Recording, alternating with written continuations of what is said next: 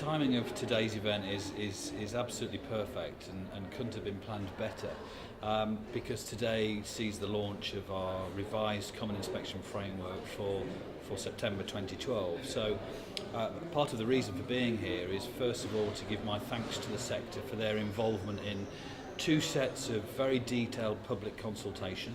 They responded in their hundreds. So I wanted to give a personal thanks to the sector for doing that.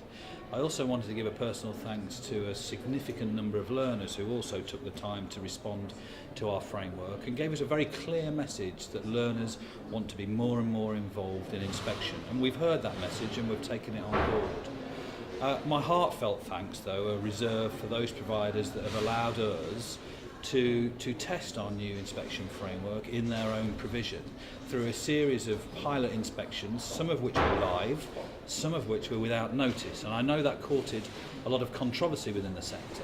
So, but the purpose of being here today is to let the sector know exactly what it is that we're going to inspect them against. And I shall also be announcing today that we have published our revised Common Inspection Framework. I also give some indications as well that inspection is clearly the basis on which Ofsted has a relationship with providers about quality. We hold providers to account, and the purpose of us being here is to raise standards and improve lives. But that's part of the picture. And so part of my presentation today has been really to say to Graham, please do invite Ofsted back to your next conference, and that will give us the opportunity to have a further discussion about how the sector thinks that Ofsted can further support improvements in the sector, because essentially we all want the same thing. We all want to raise standards for learners. Yeah, well, I think that anybody that would have read our fairly recent good practice survey report on apprenticeships for young people gave that very same recommendation.